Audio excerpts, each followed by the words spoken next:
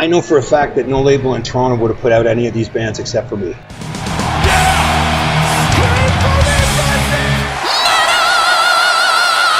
Hey everyone, welcome to the channel. My name is Belgian Jasper. If this is your first time in the channel, hit subscribe right now.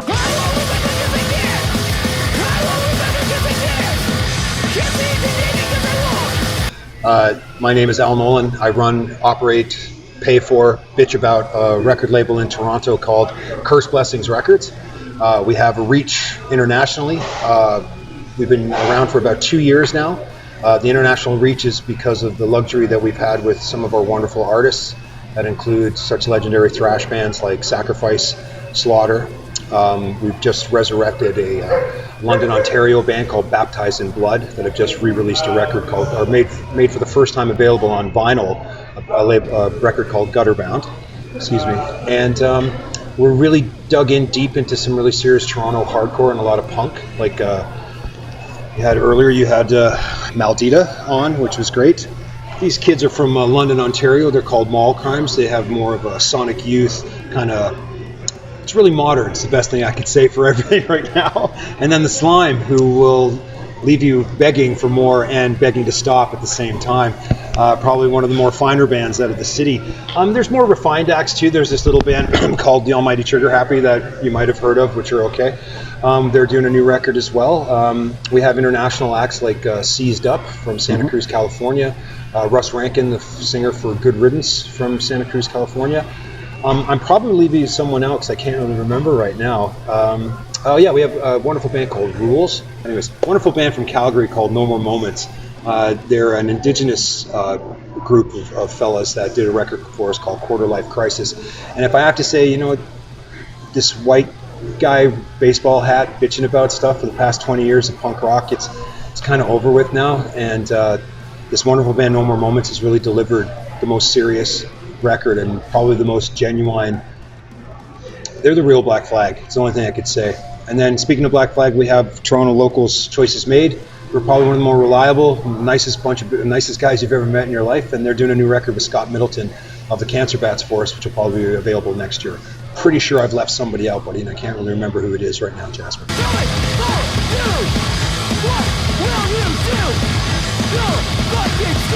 Well, that was a cassette that my friends and I used to pass around to each other. And I was actually at that show.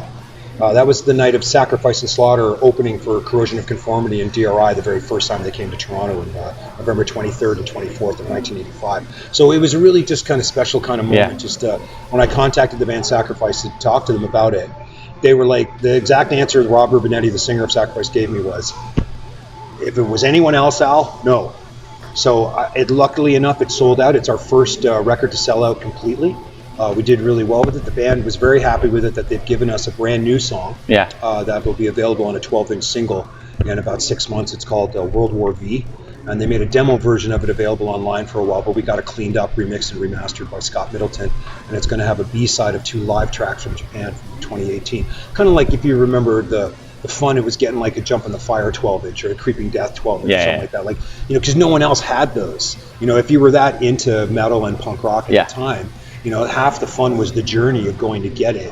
And then having something on the way home that you know you're one of 6 people in your suburban town that only has this. You know, and you were from Europe, so you had an automatic like front row seat for like Running Wild and Sodom and Destruction, like your t-shirt and all that kind of stuff, where we had to wait for those versions either to come out on our little French-Canadian label called Bonsai, or it had to buy for $13.99, which in 1984 was a lot of money to buy a German pressing of that kind of record. But you know, half the fun of that I think a lot of people are missing out on music currently is the journey. Yeah. And that the fact that, you know, for this music at one time you could possibly lose a couple of teeth.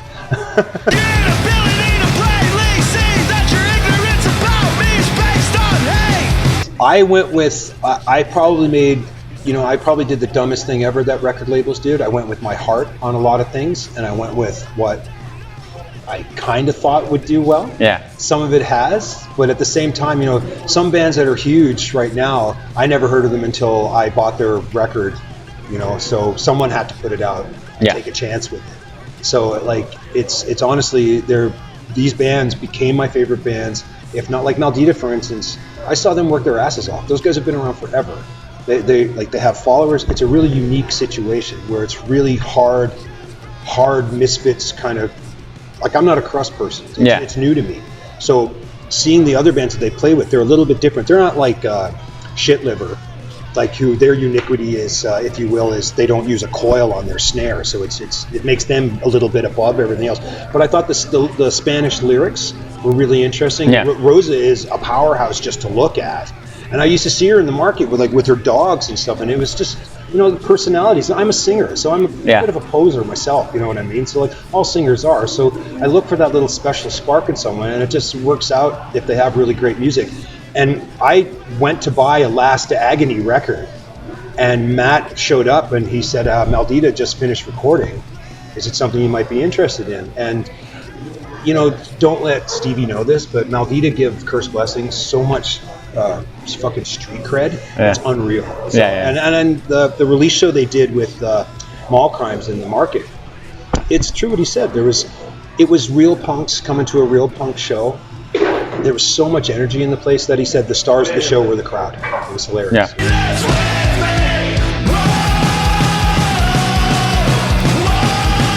In this country, Jasper, we could go on this for hours because it's still only a colony. It's not an actual republic. So people still think and look for influence that's not even outside their front door. So that we're still heavily influenced by England, cursed by the United States. But, and like Toronto, it being kind of central, we were at the mercy of the fashion of New York, the sound and lifestyle of California, and then the intellectual, politicalness of England. The true philosophy is New York, Toronto, London. That's kind of how it all kind of started as far as I'm concerned. But we've always sat in the middle, and with the overcloud of the gray cast British cloud that's over us, we've always got that kind of stuff. Because even let's talk about Creeping Death, for instance. You didn't get a Megaforce version of that. You got a Music for Nations version of that in Canada only. You're not from there, so you don't know this kind of silliness.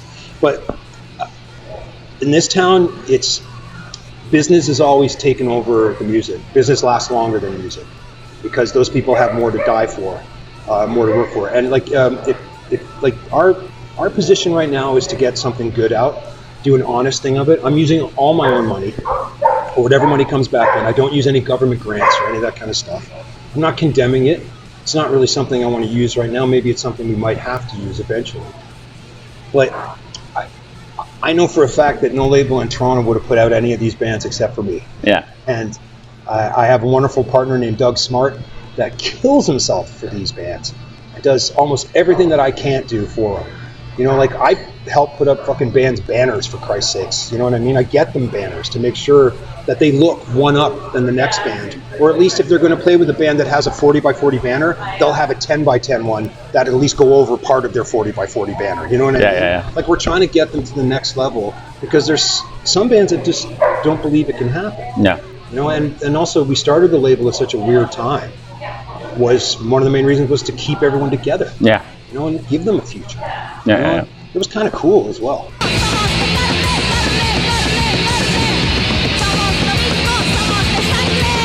Because Kiss was the first thing. Well, I'm an immigrant to Canada, and when I got here in the summer of '76, and it was the Paul Lynde Halloween special where I first saw Kiss on there. It was explosions, kabuki masks, really cool. And I heard they had a comic book coming out, and my cousins that were here assimilated me with Toronto Maple Leaf hockey cards, Mad magazines, and then Kiss was the way it was, and then Star Wars eventually came out. So it was outrageous. I didn't even know anything about the music at the time. I knew they had a song called Beth, but it was just the shock and horror of my mom and dad's face as well that just contributed to it. And it was mine. It was like the first kind of conscious decision I remember making that this band is going to be my favorite band. You know what I mean? And that's why I wear it proudly right there. But with Exodus and those thrash bands, one of the happiest times of my life was 12 to 14, 15, when I just listened to heavy metal, and that's all I cared about, and nothing bothered me, and it was guitar tone. Because that Wanted by Blood record is just one of the best records in the world, and Voivod Killing Technology, that record, that song, Lost in Space, is just one of my, or Forgotten in Space, one of my most favorite songs. I just recently just rediscovered just music again, the safety part of it, and I believe in the healing powers of it. Yeah. whether you have to kill yourself for it or you just sit back and enjoy it. I wish I could be a passenger, but there's no fucking way.